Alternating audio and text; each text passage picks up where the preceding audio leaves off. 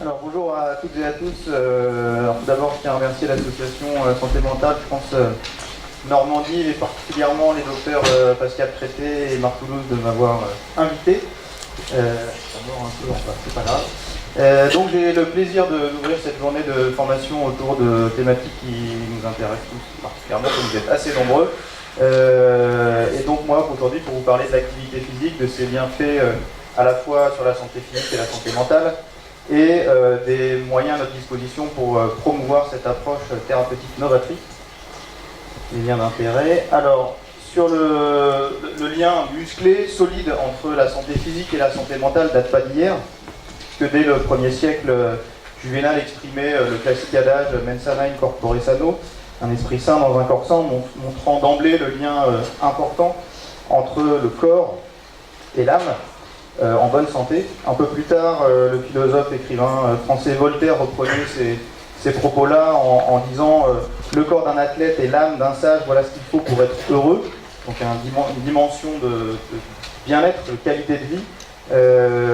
D'autres illustrations un peu moins historiques, mais là un timbre allemand de 1971 commémorant les 20 ans du comité olympique allemand. En magnifiant, en poussant un petit peu plus l'aspect sportif, donc un esprit ardent dans un corps musclé.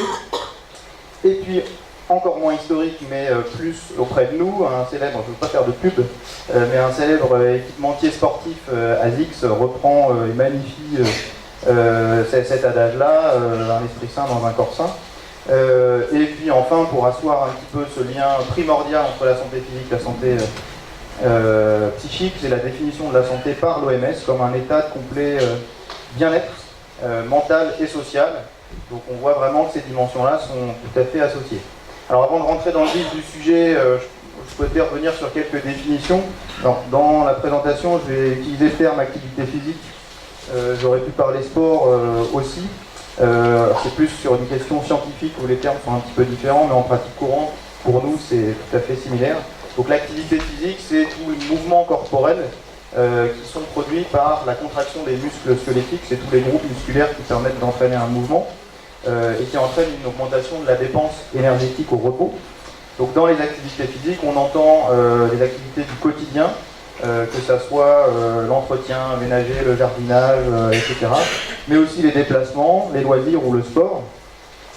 Et donc, une fois de plus, c'est un terme plutôt scientifique, la distinction, mais on parle aussi d'exercice physique. Alors, c'est un sous-type d'activité physique qui vraiment comprend des activités très cadrées et qui cible surtout le maintien ou l'amélioration des capacités physiques, cardio-respiratoires. Et on parle souvent d'activités en aérobie, donc c'est plutôt des activités d'endurance.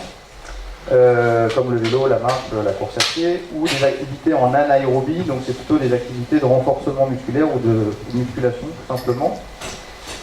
Alors l'OMS en 2010 a mis des recommandations pour la population générale en termes d'activité physique, où on retient classiquement 30 à 60 minutes par jour, 5 fois par semaine. Tout ça en termes de prévention des facteurs de risque cardiovasculaire, donc pour toute la population.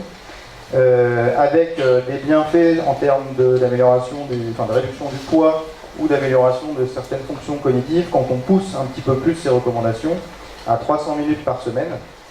Tout ça c'est bien beau, mais que ce soit nous, soignants ou les patients, on va pas dire bah, top, je mets mon chrono, aujourd'hui j'ai marché 10 minutes, je suis bien, je suis pas bien.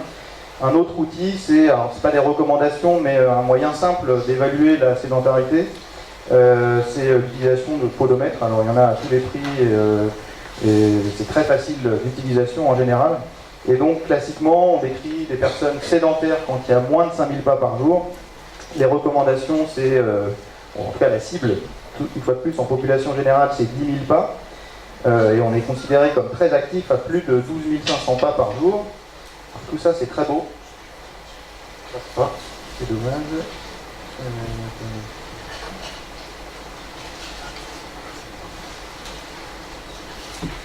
Désolé, mais j'avais une petite présentation.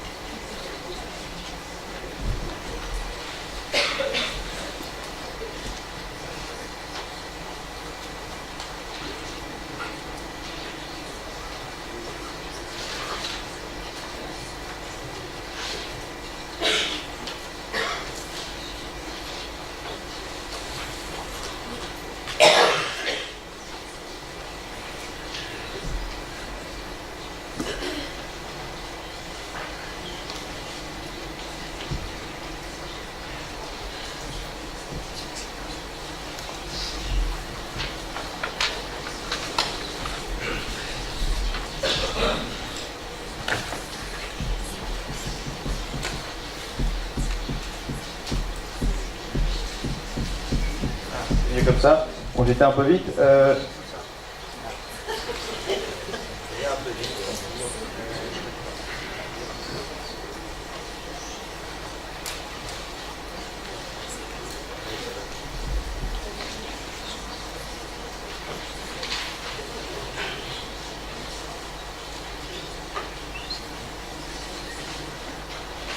Ça revient. Donc ça c'est juste une illustration personnelle avec les montres. J'ai eu pour mes 30 ans une belle montre qui me permet de faire de la course à pied et d'enregistrer mes paramètres et notamment le nombre de pas que j'effectue par jour, et ça c'est le reflet de ma semaine dernière. Donc on voit que c'est quand même très beau, moi qui me considérais comme un peu actif. Eh bien pas du tout, donc je suis toute la semaine à moins de 5000 pas par jour, donc je suis tout à fait sédentaire, sauf samedi dernier.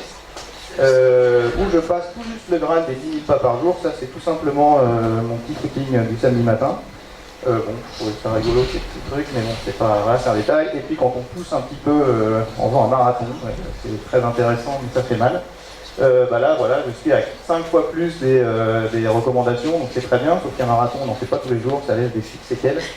Tout ça pour dire que l'activité physique, même s'il y a des recommandations, on les connaît en pratique courante, c'est déjà difficile de les appliquer pour nous. Donc le discours qu'on doit avoir aussi pour nos patients, il doit être tout à fait motivant parce que c'est quand même pas si simple en pratique clinique. Alors pour nos patients, le niveau d'activité physique. Alors on décrit classiquement chez les patients présentant des troubles chroniques, troubles psychotiques ou troubles de l'humeur, troubles bipolaires, un mode de vie assez sédentaire avec des consommations de tabac assez importantes sur le plan de la qualité et de la quantité. Quantité, ils sont plus fumeurs que la population générale et leur façon de consommer le tabac est beaucoup plus importante, c'est-à-dire qu'ils vont inhaler beaucoup plus de fumée. Imagine les conséquences sur le plan de la santé, mais aussi des comportements d'usage de toxiques multiples, surtout à viser automédication, notamment avec l'alcool ou le cannabis. Des règles d'hygiène de vie qui sont parfois précaires en termes d'alimentation ou de niveau d'activité physique.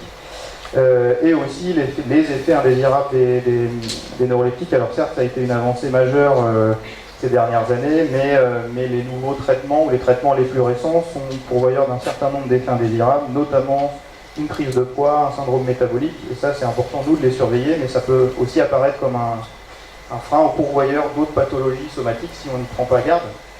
Donc ce mode de vie plutôt sédentaire est à l'origine de maladies ou de pathologies chroniques.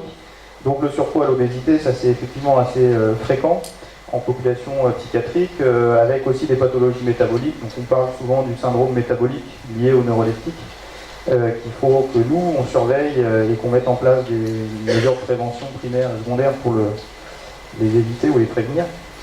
Des pathologies cardiovasculaires et respiratoires, à l'origine des capacités physiques qui peuvent être réduites ou qui sont réduites chez nos patients. Et donc de manière assez inquiétante, mais c'est la réalité, une augmentation de la mortalité chez les patients atteints de troubles psychiques, avec dans les études une réduction de l'espérance de vie de 15 à 20 années de vie en moins. Alors ces chiffres-là, ils sont inquiétants, mais on peut aussi impacter là-dessus en mettant en place de simples mesures de prévention primaire, secondaire, comme en population générale. Donc ça c'est inquiétant, mais on a un poids, un impact là-dessus et un rôle à jouer. Donc c'est important d'insister sur ces paramètres-là. Alors si on rentre sur les bénéfices de l'activité physique, alors je vais faire un peu un état de la littérature scientifique. Moi c'est un sujet qui m'intéresse une fois plus particulièrement, peut-être que vous ne partagez pas ce ressenti, puisque ça va rentrer un peu plus dans le détail. Donc je me permettrai de passer en revue les différents bénéfices à la fois sur le plan clinique, mais aussi sur le plan cérébral, neurochimique, biologique, de l'activité physique. Alors, si on s'intéresse aux bénéfices cliniques, on est tous en mesure de ressentir les bienfaits d'une séance d'activité physique en termes d'amélioration de l'image de soi, de sentiment d'auto-efficacité, de soutien social, ça les patients peuvent aussi le dire, l'intégration au sein d'un groupe. Après, sur le plan de la symptomatologie psychotique, les études ont révélé de réels bénéfices en termes de réduction des symptômes psychotiques. Alors dans les symptômes psychotiques, on parle de symptômes positifs, les hallucinations, les idées délirantes, mais aussi les symptômes négatifs et les troubles cognitifs qui sont principaux pourvoyeurs de handicaps fonctionnels. Et aujourd'hui, même si on a un arsenal thérapeutique pharmacologique intéressant, aucun traitement ne peut cibler ces dimensions-là.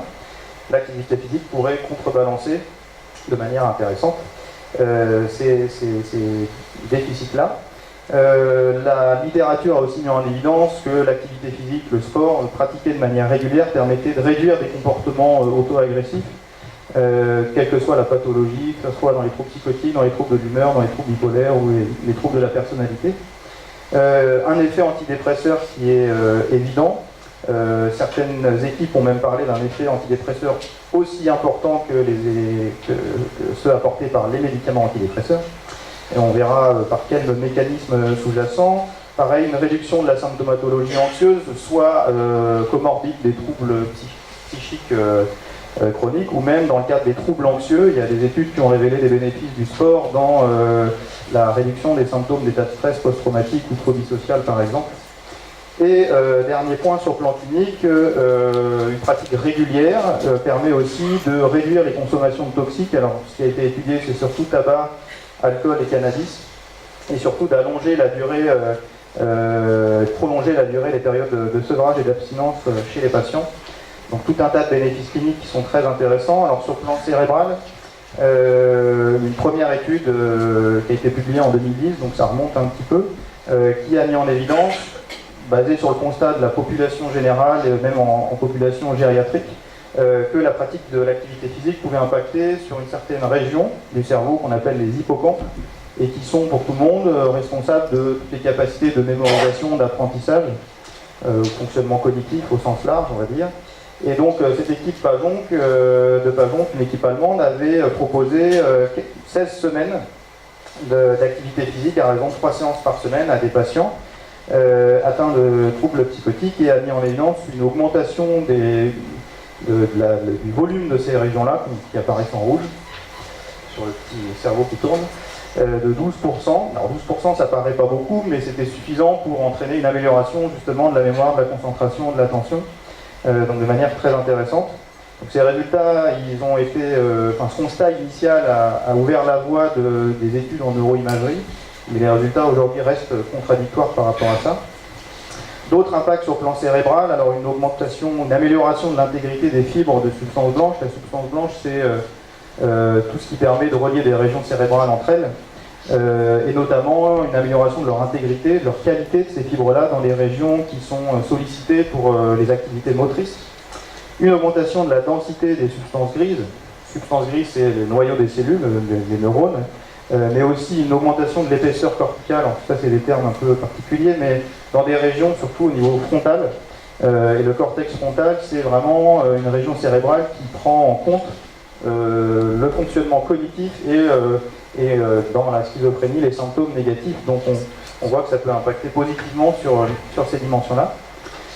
Et aussi avoir une pratique sportive régulière permet d'augmenter le flux sanguin cérébral tout simplement, et ça va apporter au cerveau tous les nutriments et les facteurs de croissance nécessaires à la plasticité cérébrale. La plasticité, c'est la capacité, là en l'occurrence du cerveau, à régénérer des cellules qui sont fragiles ou qui sont mortes, et le cerveau est plastique tout au long de la vie. Et on parle même d'un effet neuroprotecteur de l'activité physique. Alors si on passe sur une échelle un petit peu plus microscopique, pas les titres, donc c'est les bénéfices au niveau neurochimique. Donc pratiquer du sport régulièrement, ça entraîne une libération d'endorphines. Les endorphines, c'est les morphines endogènes, c'est ce qui est responsable de la sensation d'analgésie, donc d'antidouleur, mais aussi de bien-être. Alors ça peut être un peu le vice du sport, ou de l'exercice physique pratiqué de manière assez intense, où il peut y avoir une addiction de par ces médiateurs-là. Ça c'est un cas particulier. Pratiquer du sport par la contraction des muscles permet de libérer des monoamines. Les monoamines, c'est notamment la sérotonine et la dopamine. Et c'est pour ça qu'on dit que le sport a un effet antidépresseur, c'est parce qu'il y a une vraie augmentation des précurseurs de la sérotonine qui vont être amenés au niveau du cerveau et permettre d'augmenter la transmission de cette voie-là.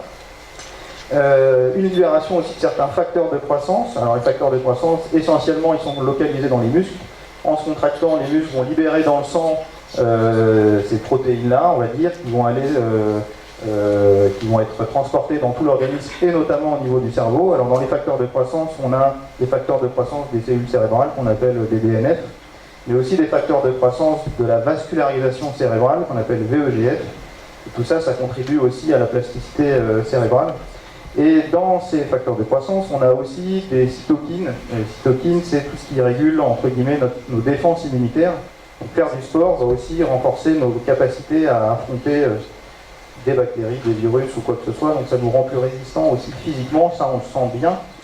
Moi en tout cas j'ai pu faire le constat que quand je faisais plus du tout de sport, je m'attrapais facilement une petite bronchite, un petit rhume, etc. Alors que quand j'essaye d'en faire régulièrement, ce qui n'est pas forcément évident, je me sens plus résistant.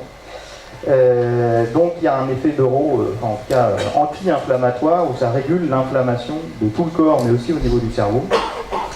Et donc je parlais de plasticité cérébrale, ça c'est ce qu'on appelle, surtout l'augmentation des synapses des neurones et puis de la substance qui va entourer les neurones. Donc il y a un vrai effet neuroprotecteur de l'activité physique, donc des effets tout à fait intéressants.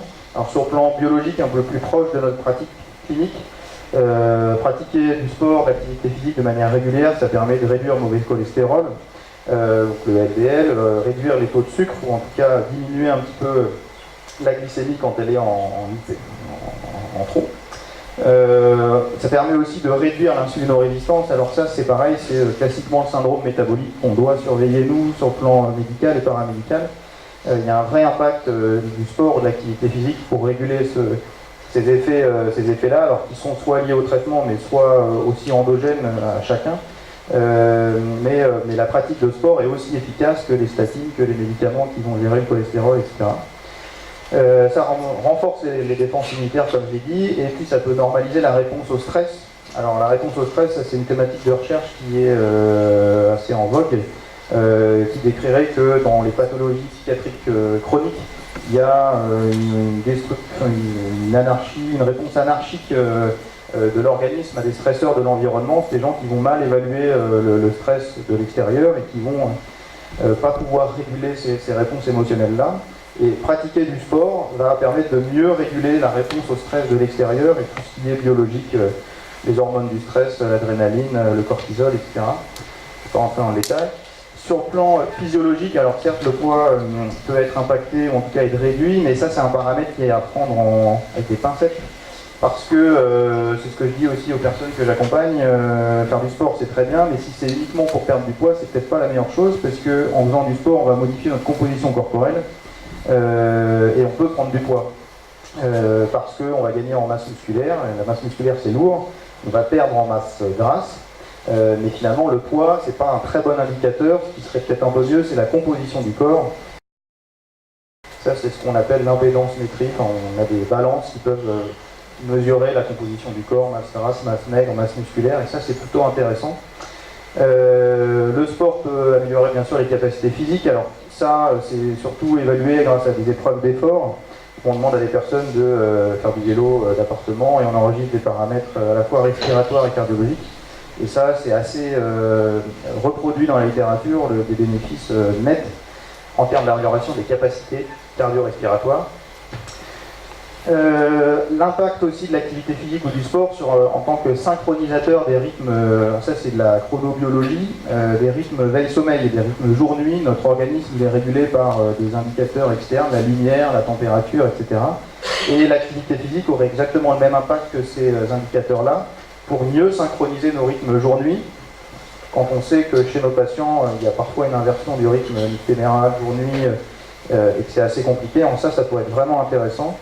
Et enfin, une modification de l'architecture du sommeil, mais une modification dans le bon sens, c'est-à-dire qu'on amènera les patients, ou nous, soignants, à reprendre une hygiène de sommeil saine, mais des rythmes de sommeil plus sains aussi, quand on sait par exemple qu'avec certains traitements, il y a eu une émission la semaine dernière sur, je ne sais plus quelle chaîne, les troubles du sommeil, on parlait pas mal des psychotropes, où effectivement les psychiatres ou les médecins qui étaient présents disaient les benzodiazépines, oui c'est bien, mais en fait ça entraîne une amnésie, c'est-à-dire que les patients qui prennent des benzodiazépines pour dormir, ils vont oublier qu'ils ne dorment pas bien, mais leur sommeil ne sera pas meilleur.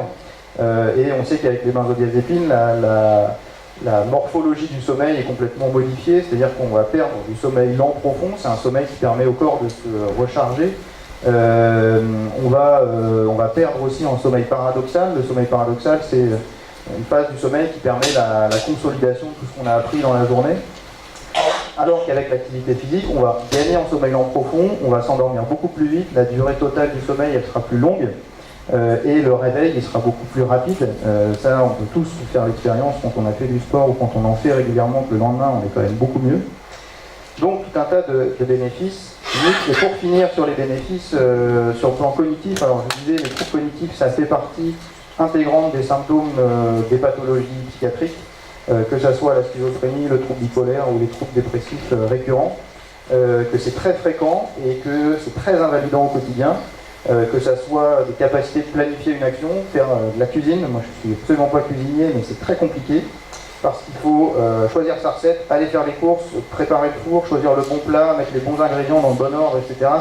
Ça fait appel à des processus cognitifs très élevés. C'est pour ça que c'est des activités qu'on fait aussi en hôpital de jour pour aider les patients à travailler leur fonction exécutive, leur planification, leur attention, etc. Et que dans les troubles psychiques, les troubles cognitifs, dans la schizophrénie, c'est 80% des patients, si ce n'est plus. Et une fois de plus, comme je disais, il n'y a pas de traitement, on ne va pas prendre un traitement qui va être pro-cognitif ou stimuler notre capacité, sinon ici on prendrait tous ce type de molécules pour être un peu plus éveillés.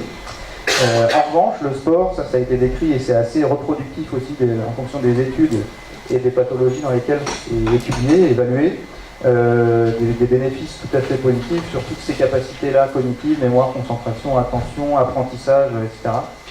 Donc très intéressant.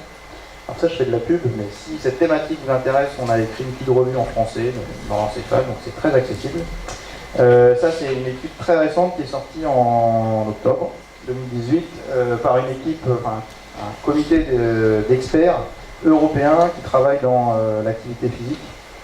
On a surtout la Belgique, l'Allemagne, Royaume-Uni, voilà.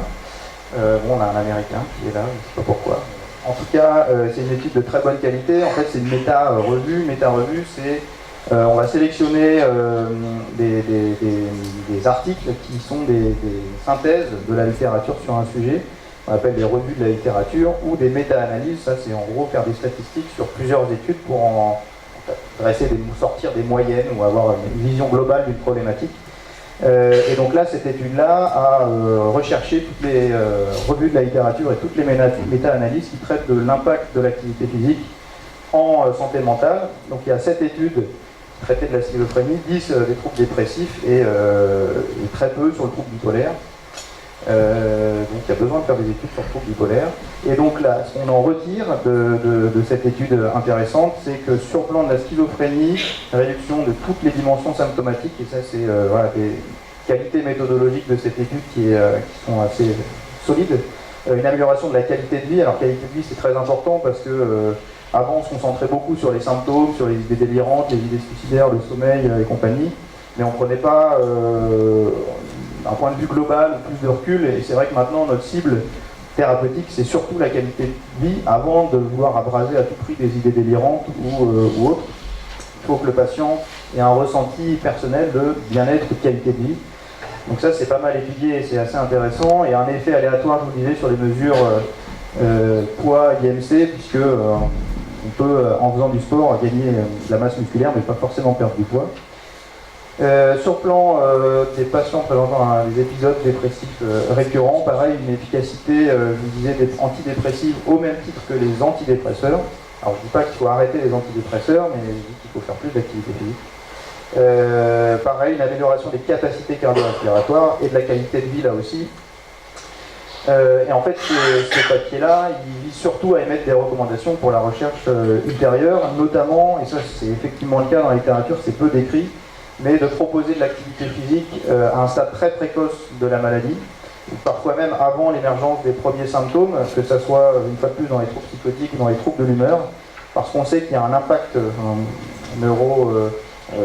cérébral, on va dire, de la maladie, et plus on agit tôt, plus on pourra réverser ces effets toxiques. Et puis voilà, ça donne des recommandations sur la façon dont on va conduire, comment émettre des recommandations en termes de quantité d'activité physique, à quelle fréquence, quel type, l'encadrement de l'activité physique qui doit être fait bien sûr par les professionnels formés. Et surtout, il n'y a pas d'études de ce type-là, mais ce qu'on appelle médico-économique, c'est pour évaluer les retombées financières de cet outil thérapeutique qu'est l'activité physique. Puisqu'on imagine bien sûr qu'en améliorant la symptomatologie, en réduisant les problèmes de santé physique, on va éviter des hospitalisations qui sont des surcoûts très importants. Pareil, en prévenant le risque de passage à l'acte suicidaire, c'est des coûts qui sont très très importants. Donc il y a un vrai impact en termes de santé publique, d'où l'importance ou l'émergence des études à venir sur cette thématique-là. Alors tout ça c'est bien beau, mais quels outils on a à notre disposition pour promouvoir cette activité physique? Et la question qu'on se pose, ou qui a été posée, c'est est-ce que effectivement l'activité physique pourrait être perçue comme un outil thérapeutique, comme un traitement? Alors la réponse est oui. Plusieurs études ont montré que l'importance de prescrire du sport dans certaines pathologies médicales chroniques, alors là c'est le cas de pathologies cardio-respiratoires, métaboliques, hypertension, l'asthme, maladie de Parkinson, etc. Et aussi sur le plan psychiatrique. Ça coupe, mais en dessous il y a schizophrénie et addiction, donc c'est vraiment dans l'air du temps. L'activité physique ou le sport, il doit être quand même encadré parce que les patients, comme on le disait au tout début de la présentation, ils sont plus à risque de pathologie médicale chronique, donc on ne va pas demander à un patient d'aller faire un marathon du jour au lendemain, parce qu'au niveau cardio-respiratoire, ça ne suivra pas et ça risque de les mettre en difficulté.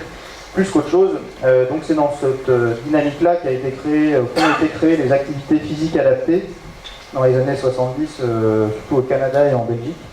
Et donc c'est vraiment c'est une profession, c'est un métier à part entière de proposer des activités physiques qui seront adaptées aux capacités de chacun, ou des personnes qui vivent avec un handicap ou avec un âge avancé ou quoi que ce soit, mais c'est vraiment une équipe pluridisciplinaire, en tout cas là d'enseignants en activité physique. Alors ils n'aiment pas qu'on les appelle coach, mais des enseignants en APA qui vont pouvoir proposer, c'est surtout évaluer les capacités de chacun et proposer des activités physiques qui seraient en accord.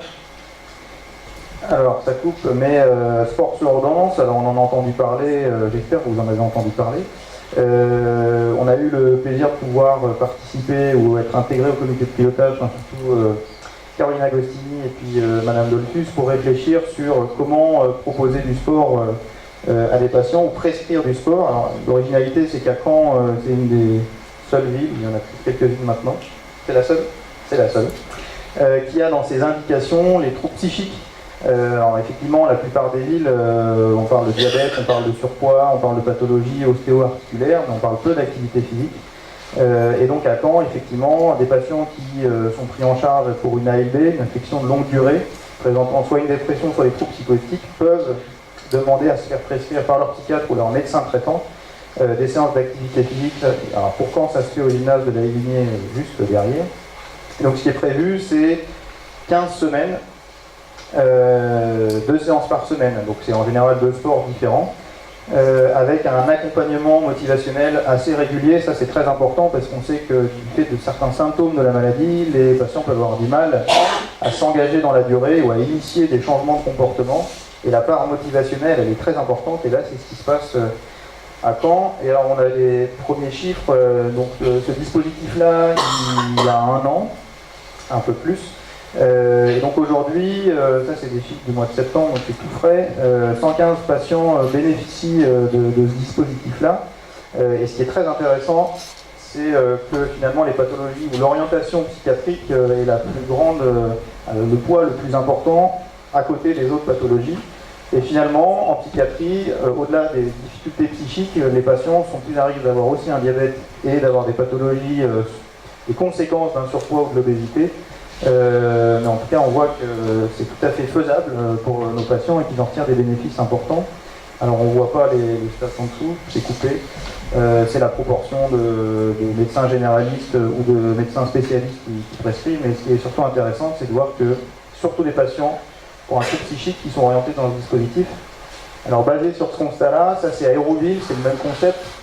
C'est beaucoup plus récent et ça c'est pareil. Donc, les élus d'Hérouville ont pu constater l'essor pris par sport sur ordonnance, et donc ont voulu mettre en place aussi un dispositif assez similaire. Alors au début il y avait des pathologies neurologiques, il y avait la sclérose en plaques, maladie de Parkinson, AVC, surpoids, obésité et diabète, et il n'y avait pas du tout la psychiatrie. Et donc on a pu rencontrer les élus, se faire inviter ou s'inviter au comité de pilotage, former ou en tout cas recevoir les éducateurs et leur montrer que les bénéfices peuvent être aussi multiples pour nos patients. Et là, depuis 2 semaines, on a effectivement maintenant l'indication de la santé mentale psychiatrique pour ce type de dispositif. Donc ils ont des petits livrets très sympas où ils font des évaluations avant, après. Enfin, ça c'est comme à Caen pour en juger les bénéfices. Après, comment promouvoir l'activité physique? Alors il y a des initiatives institutionnelles. Alors effectivement ici, c'est pas nouveau et c'est très, très riche d'activités autour du sport. Caroline et Claire nous parleront juste après de service sport santé, mais surtout de voile en tête, sport en tête. À Esquirol, on est tout nouveau dans cette dynamique-là. On essaye aussi de proposer de l'activité physique. Alors on a eu des financements. La question du financement et de l'argent, ça fait toujours peur quand on en parle, mais on a besoin d'argent pour mettre en place des choses. Et donc on a pu avoir une petite enveloppe de l'ARS et du coup développer des groupes d'activité physique au sein des locaux d'Esquirol. Alors à la fois pour des patients qui sont hospitalisés, même s'ils ne sont pas suffisamment stabilisés ou autres, l'objectif étant vraiment de vouloir leur proposer une sensibilisation à l'activité physique de manière très précoce, aussi pour leur montrer que c'est tout à fait possible de faire du sport, pas que de l'activité physique mais du sport, qu'il y a tout un tas de bienfaits et d'aspects valorisants par rapport à la maladie. Donc voilà, ça c'est pas de la recherche, mais on évalue, on a aussi des outils d'évaluation avant-après sur le niveau d'activité physique, la motivation à faire du sport, les symptômes dépressifs, la qualité de vie, la qualité du sommeil. Alors tout ça, c'est des petits questionnaires qu'on donne aux patients qui s'auto-évaluent pour vraiment qu'on retire le ressenti subjectif des patients à pratiquer ces activités physiques. Alors ça se termine demain, là les 12 séances pour les groupes. Donc je n'ai pas les résultats à vous présenter, mais ça c'est important pour nous, pouvoir aussi demander d'autres financements, c'est quand on a des outils concrets, en disant voilà, le sport, au-delà du discours qui est très important des patients, ça m'a fait du bien, ça me fait du bien, etc., d'avoir des éléments très concrets en disant bah, effectivement, on a des bénéfices sur le sommeil, sur le moral, etc. Ça c'est au niveau recherche. Alors pareil, la promotion du sport, ça passe par plein de facteurs, mais la recherche elle est importante et en tout cas moi c'est ce qui m'intéresse aussi en particulier. Donc on a un protocole en cours au CHU de Caen qui vise à développer et à promouvoir l'activité physique en utilisant des technologies nouvelles. Nouvelles, c'est surtout tout ce qui se passe sur le plan électronique, informatique. Notamment, on va proposer des séances de sport en visioconférence au domicile des patients. Alors ça peut être critiqué ou critiquable parce qu'effectivement l'objectif c'est l'ouverture des patients vers l'extérieur. Mais le fait de proposer du sport au plus près des patients, ça peut les mettre en mouvement dès leur domicile.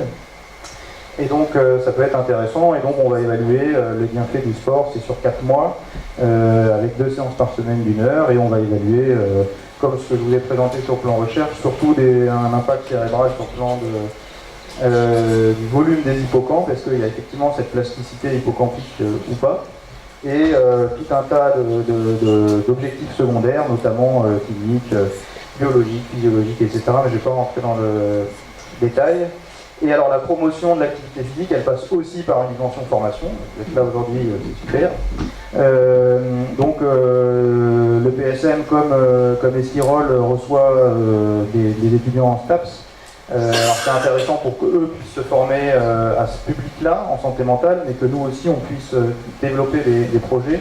J'ai eu le plaisir d'encadrer la thèse de Claire il y a très peu de temps.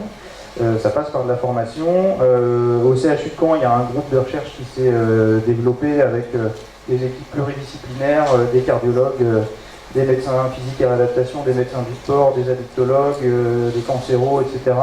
L'objectif étant de se réunir très régulièrement, 1 fois par mois, pour discuter des projets de recherche. Et ça passe aussi, il y a une ouverture, au CHU, il y a une salle de sport qui a été ouverte là très récemment, qui sera inaugurée jeudi d'ailleurs.